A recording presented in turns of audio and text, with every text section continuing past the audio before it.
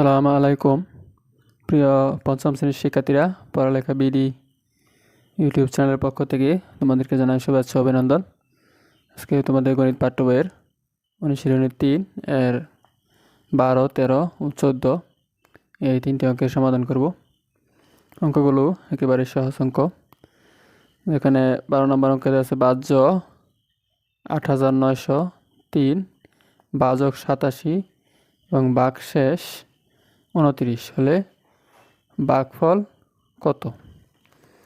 এখানে আমাদেরকে ভাগফল বের করতে বলা হয়েছে।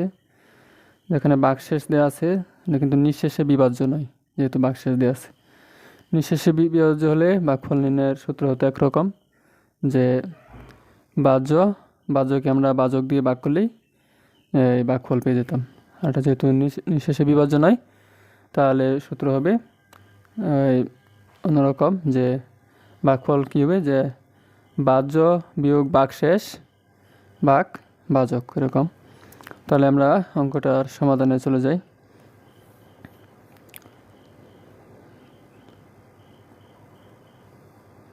আমরা প্রথমে লিখতে পারি যে দেওয়া আছে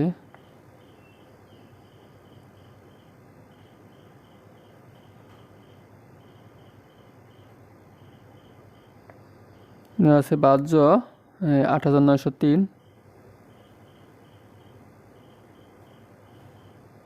বাহ্য হচ্ছে 8903।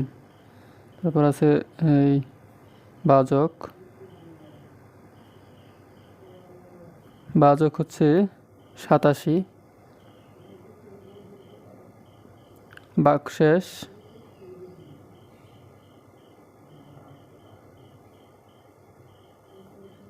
ভাগশেষ হচ্ছে 29। তাহলে আমরা সূত্রটা লিখে নিই, যে আমরা জানি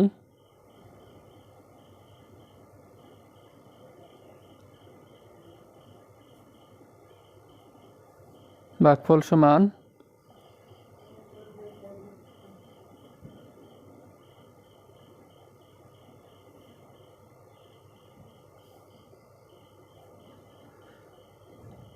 নিঃশেষে বিভাজ্য না হলে যে সূত্রটা আমাদেরকে লিখতে হবে, ভাগফল সমান হচ্ছে বাহ্য বিয়োগ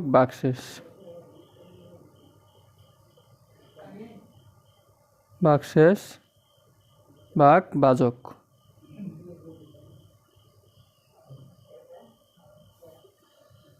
তাহলে এখানে আমাদের বাহ্য ছিল 8903, আর ভাজক ভাগশেষ হচ্ছে 29, আর ভাজক হচ্ছে 27। তাহলে আমরা এখানে লিখে নিলাম বাহ্য হচ্ছে 8903 আর বিয়োগ ভাগশেষ হচ্ছে 29, আর ভাজক হচ্ছে 27। তাহলে আমরা যদি এখানে বিয়োগ করি, এখানে 9, এখানে 3 থেকে 9 বিয়োগ করা যায় না। আমরা যদি এখানে 13 ধরে নিই, 13 থেকে যদি আমরা 9 বাদ দিই, তাহলে এখানে থাকবে 4। যেহেতু 13 ধরেছিলাম, এখানে হাতে 1 থাকবে, 3 হবে। 3 হলে এখানে 0 থেকে বাদ দেওয়া যাবে না, এখানে 10 ধরতে হবে। 10 থেকে যদি 3 বাদ দিই, তাহলে হবে এখানে 7। যেহেতু আবার এখানে 10 ধরেছিলাম, আবার হাতের 1 আছে, আবার 9 থেকে যদি 1 বাদ দিই, তাহলে এখানে হবে 8। আর যেহেতু হাতের নেই, তাহলে এখানে 8ই বসায় দিতে হবে। তাহলে ভাগ 87। তাহলে আমরা এবারে এই 87 দিয়ে এই 8874কে ভাগ করব। তাহলে এখানে আমরা সাইডে ভাগ করে নিই, যে 87 তারপরে হচ্ছে 8874। 87 এখানে যাবে একবার, 88-র মধ্যে 87।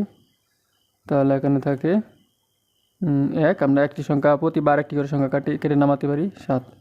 তাহলে এখানে আবার 87 দিয়ে এখানে ভাগ যাবে না, তাহলে আমরা এখানে একটা 0 দিয়ে দিতে পারি।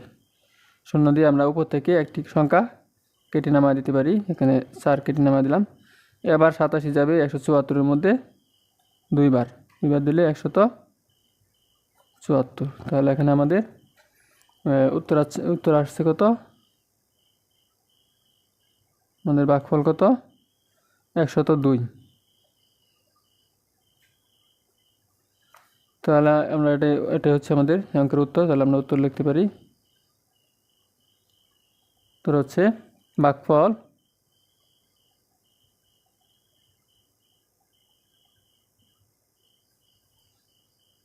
সমান কত?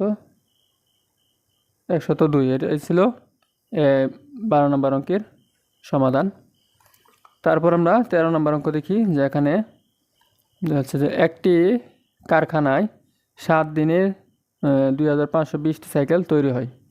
ওই কারখানায় 3 সপ্তাহে কতটি সাইকেল তৈরি হয়? মানে এক সপ্তাহে সাইকেল তৈরি হয় 2520টি, তাহলে 3 সপ্তাহে সাইকেল তৈরি হয় কতটি? তাহলে অঙ্কটিও সহজেই আমরা দেখতে পারি, যে আমরা জানি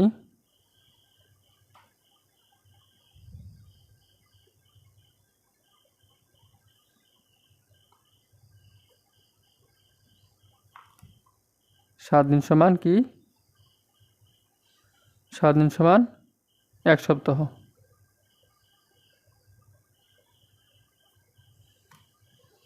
তাহলে এখানে লিখতে পারি যে একটি কারখানায়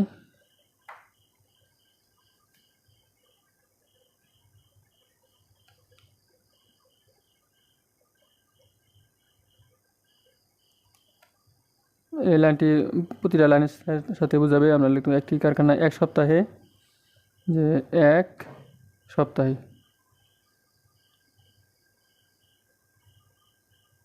1 সপ্তাহে সাইকেল তৈরি হয়।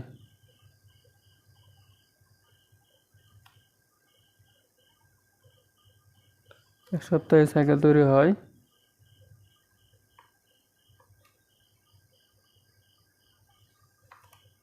2520টি। 1 সপ্তাহে সাইকেল তৈরি হয় 2520টি। সুতরাং এখানে বলা আছে 3 সপ্তাহে কতটি সাইকেল তৈরি হয়। তাহলে ওই কারখানায় 3 সপ্তাহে সাইকেল তৈরি হয়, দেখতে পারি 2520 গুণ 3টি। তাহলে আমরা 3 দিয়ে যদি গুণ করি, তাহলে এখানে হচ্ছে 3 শূন্য শূন্য, 3 দুগুণে 6, 3 5 15, 5 হাতে থাকে 1, 3 দুগুণে 6 আর 1 7। তাহলে এখানে হচ্ছে 7560টি। 3 সপ্তাহে সাইকেল তৈরি হবে 7560টি। তাহলে এখানে উত্তর হবে 7560টি। অঙ্কটাকে আরেকটা সিস্টেমে লেখা যেত, যে কারখানায়, যে এখানে বলা ছিল কত দিনে, 7 দিনে সাইকেল তৈরি হয়, যে 2520টি, মানে ঐকিক নিয়মে। তারপরে আবার একদিনে সাইকেল তৈরি হয় এতটি, তারপরে এখানে 3 সপ্তাহ সমান কত, 21 দিন। তাহলে 21 দিনে সাইকেল তৈরি হয় এতটি। না, অঙ্কের লাইন আরেকটা বাড়বো, বড় হবে, কিন্তু ফল একই আসবে, একই ফল আসবে। তাহলে আমরা এখানে একটু ছোটো করে করেছি, যে আমরা জানি 7 দিন সমান 1 সপ্তাহ। কারখানায় মানে 1 সপ্তাহে সাইকেল তৈরি হয় 2520টি, 3 সপ্তাহে সাইকেল তৈরি হয় কত, 2520কে 3 দিয়ে গুণ দিয়ে আমরা উত্তর পেয়ে গেছি। তারপর আমরা 14 নম্বর প্রশ্নে চলে যাই। আয়েশা 72 টাকা দিয়ে 3টি খাতা কিনলো। 3টি খাতা কিনছে 72 টাকা দিয়ে, 12টি খাতা কিনতে তার কত টাকা লাগবে? আয়েশা 72 টাকা দিয়ে 3টি খাতা কিনলো, 12টি খাতা কিনতে তার কত টাকা লাগবে? তাহলে আমরা লিখতে পারি সমাধান।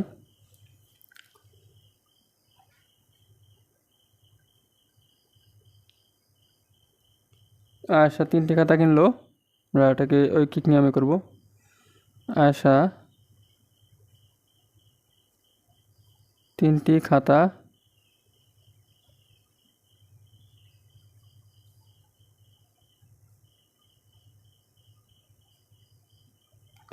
কিনলো 72 টাকা দিয়ে।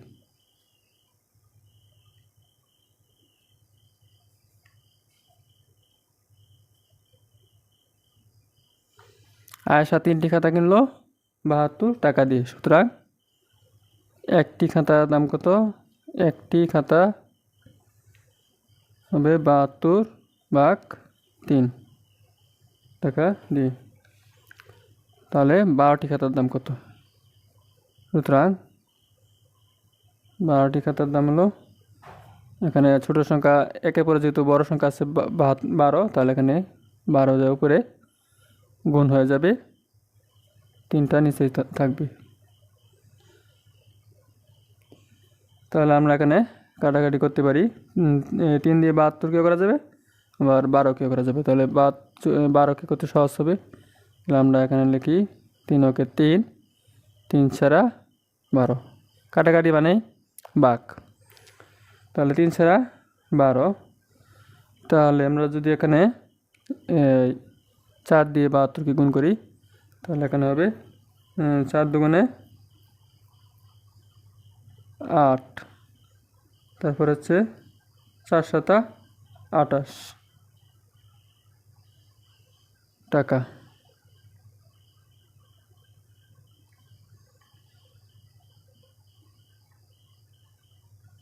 বারোটি খাতা কিনতে আর কত টাকা লাগবে? 288 টাকা লাগবে। তাহলে এটাই ছিল এই অঙ্কের উত্তর। যে 3টি খাতা কিনলো 72 টাকা দিয়ে, সুতরাং একটি খাতা কত? 72/3, মানে 72কে 3 দিয়ে ভাগ দিতে হবে। নৈকিক নিয়মে আমরা করলাম। তারপরে এই 1 থেকে বড় সংখ্যা আসছে, নিচে 12। যদি মানে 1-এর চেয়ে প্রথম সংখ্যা 1 ছিল, মানে 1-এর মান আমাদেরকে বের করে যে অঙ্ক করা হয় এটাকে কী বলা হয়?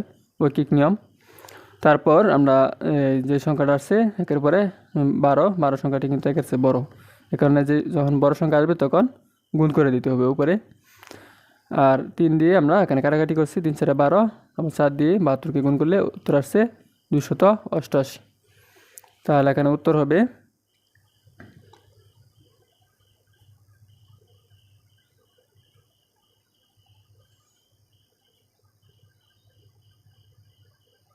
288 টাকা।